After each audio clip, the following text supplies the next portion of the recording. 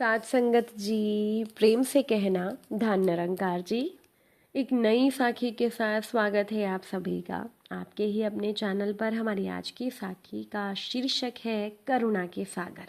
चलिए सुनते हैं आज की ये साखी।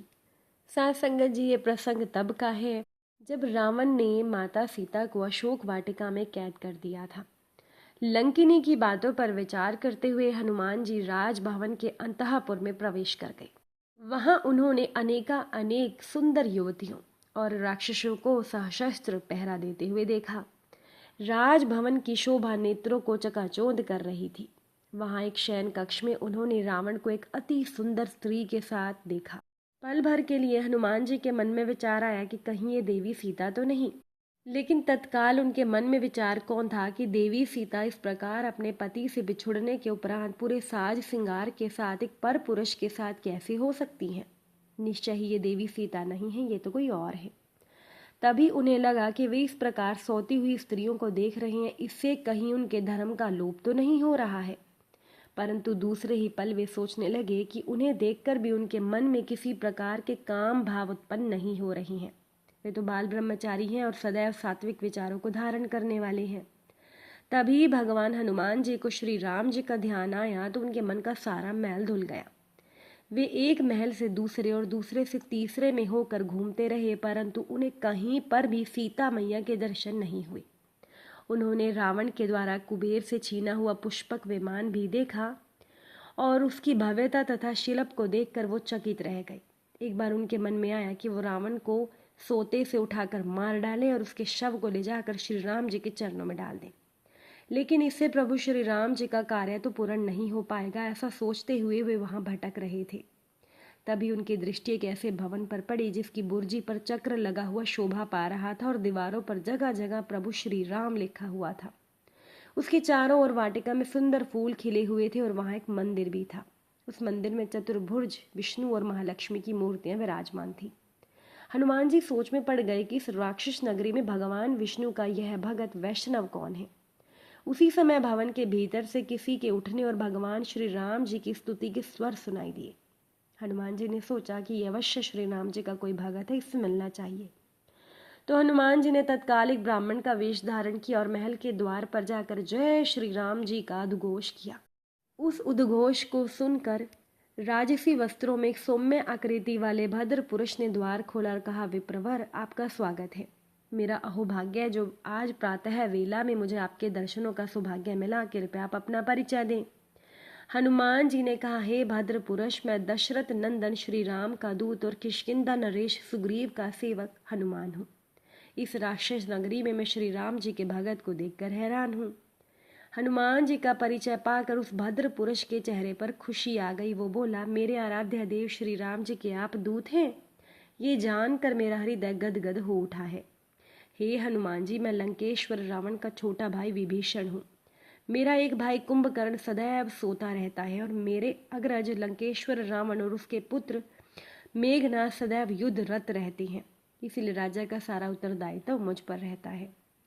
हे असुर श्रेष्ठ, आप श्री राम जी के भगत हैं। हनुमान जी ने खुश होकर कहा, परंतु आपका भाई रावण तो आपका बैरी है। उसने दंड कारण्य से उनकी धर्मपत्नी सीता जी का अपहरण किया है और यहाँ लंका में उन्हें रखा है। मैं उन्हीं की खोज में आया हूँ। ऐसा कहकर वो अपने असली रूप में आ गए। हे वानर राज, मैं तो आपको देखते ही समझ गया था कि ये ब्राह्मण वेश आपका असली रूप नहीं है। विभीषण ने मुस्कुराकर कहा, आपके इस रूप को देखकर मेरा मन हर्ष से भर गया। मैंने सुना है श्री राम तो परम ब्रह्म श्री विष्णु जी के अवतार हैं। आज मुझे आपके दर्शन हुए तो शीघ्र उनके भी होंगे। विभीषण जी, श्री राम जी तो भगत वत्सल और सबके तारनहार है। मैं उनकी कृपा से ही यह 100 योजन समुद्र लांग कर यहाँ आया हूँ। क्या आप मुझे सीता मैया का पता बताने की कृपा करेंगे? हनुमान जी ने उनसे पूछा। साथ ही मुझे आश्चर्य भी है कि यहाँ आप अपने अग्रज के शत्रु श्री राम जी का नाम लेकर कैसे रह पाते हैं। तो विभीषण ने मुस्कुराकर कहा, वानर श्रेष्ठ, ये मेरे भ्राता श्री की विवशता है जो वो मेरे किसी कार्य में व्यवधान नहीं डालते। मैंने आपको बताया तो था कि उनके पीछे लंका की देखभाल का दायित्व मुझ पर रहता है, इसीलिए वो मुझे कुछ नहीं कहते। अब आप सुने कि सीता जी को भ्राता श्री ने कहाँ रखा है। उन्हें ये श्राप है कि वो किसी भी स्त्री से बलात्कार नहीं कर सकते। यदि ऐसा उन्होंने किया तो उसी समय उनकी मृत्यु हो जाएगी। इसीलिए पतिव्रता देवी सीता को उन्होंने अपने महल के निकट अशोक वाटिका में रखा है। वहां वे अत्यंत साधारण वस्त्रों में चिंतातुर होकर एक विशाल वट वृक्ष के नीचे रहती हैं। परंतु उनसे भेंट करना आसान नहीं, क्योंकि उन्हें हर समय राक्षसियां घेरे रहती हैं। भ्राता जी जब कभी उनके पास उन्हें मनाने या धमकाने जाते हैं, तब वे अपनी भार्या मंदोदरी के साथ जाते हैं। यदि आप सीता जी से मिलना चाहते हैं तो आपको वहां छिपकर जाना होगा, क्योंकि पूरी अशोक वाटिका में भयानक और शक्तिशाली राक्षसों का पहरा है। हनुमान जी ने विभीषण को हाथ जोड़कर प्रणाम किया और बोले, विभीषण जी, अब आप मुझे आज्ञा दे, मैं सीता मैया से भेंट कर लूंगा और यहाँ से लौटकर मैं श्री राम जी को आपके विषय में ज़रूर बताऊंगा। विभीषण ने मुस्कुराकर कहा, जाओ हनुमान, मेरे विषय में उन्हें तभी बताना जब आप उनके काम को पूरा करके पूरा संदेश उन्हें दे चुके, वो भी तब जब वे पूरी तरह से शांत हो। मैं तो बार बार यही सोचकर शंकित हूँ कि क्या वे मुझ जैसे राक्षस को अपने चरणों में स्थान देंगे। हनुमान जी शीघ्रता से बोले, क्यों नहीं देंगे। भगवान तो करुणा के सागर हैं, जो भी निश्चल हृदय से उनका स्मरण करता है उसे वो अपने दिल में जगा देती है। जब मुझ जैसे अधम वानर को उन्होंने इतना सम्मान दिया तो वो आपको क्यों नहीं अपनाएंगे। वे ज़रूर आपसे मैत्री करके अपना मैत्री धर्म निभाएंगे। ऐसा कहकर हनुमान जी तेजी से अशोक वाटिका की ओर चले गए। साथ संगत जी, तो भगवान होते ही हैं सच में करुणा के सागर। एक महात्मा जी को अपने एक ब्राह्मण शिष्य के घर कई दिनों तक रहना पड़ा। महात्मा जी के पास कुछ शालिग्राम जी की मूर्तियां थी। ब्राह्मण की छोटी सी बच्ची नित्य महात्मा जी के पास बैठकर उनको पूजा करते हुए देखती थी। एक दिन बच्ची ने महात्मा जी से पूछा, आप किसकी पूजा करते हैं। महात्मा जी ने बच्ची को छोटा समझ के बोल दिया, हम सिलपिले भगवान की पूजा करते हैं। बच्ची ने पूछा, सिलपिले भगवान की पूजा करने से होता क्या है। महात्मा जी ने कहा, मनचाहा फल प्राप्त होता है। बच्ची ने कहा, मुझे भी एक सिलपिले भगवान दे दीजिए, मैं भी पूजा कर लिया करूंगी। तो भगवान के प्रति बच्ची का प्यार देखकर महात्मा जी ने एक शालिग्राम देकर बच्ची को पूजा करने का तरीका बताया और वो बच्ची भी पूजा करने लगी।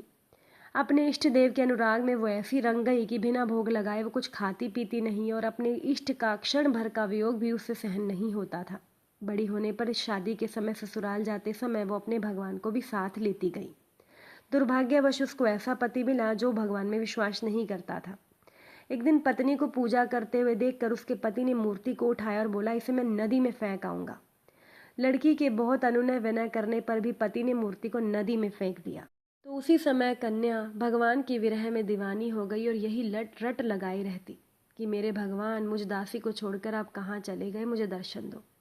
एक दिन वो भगवान की विरह में पागल होकर उसी नदी के किनारे पहुंच गई और अपने भगवान को पुकारने लगी, शीघ्र दर्शन दो, नहीं तो दासी प्राण त्याग देगी। इस करुण पुकार के साथ ही एक अद्भुत स्वर गूंजा कि मैं आ रहा हूँ। उसी समय कन्या के सामने शालिग्राम जी की मूर्ति प्रकट हो गई। जैसे ही वह शालिग्राम जी को हृदय से लगाने लगी, उस मूर्ति के अंदर से चतुर्भुज रूप में भगवान प्रकट हो गए। भगवान के दिव्य तेज से अन्य सभी लोगों की आंखें बंद हो गई। तभी एक दिव्य गरुण ध्वज विमान आया और भगवान अपनी उस भक्ता को विमान में बिठाकर बैकुंठ लोक को चले गए। भगवान से विमुख उसका पति आंखें फाड़ कर देखता रह गया। साथ संगत जी, तो उस बच्ची की, उस लड़की की सच्ची करुणा, सच्ची पुकार को सुनकर भगवान से भी रहा नहीं गया और भगवान अपनी भगत से मिलने के लिए आ गए। इसीलिए कहते हैं कि भगवान तो करुणा के सागर है। अगर आज की ये साखी आपको अच्छी लगी हो, वीडियो को लाइक शेयर ज़रूर करिएगा। आप सभी से फिर मुलाकात होगी नई साखी नए विचारों के साथ। साथ संगत जी, प्यार से कहना, धन निरंकार जी।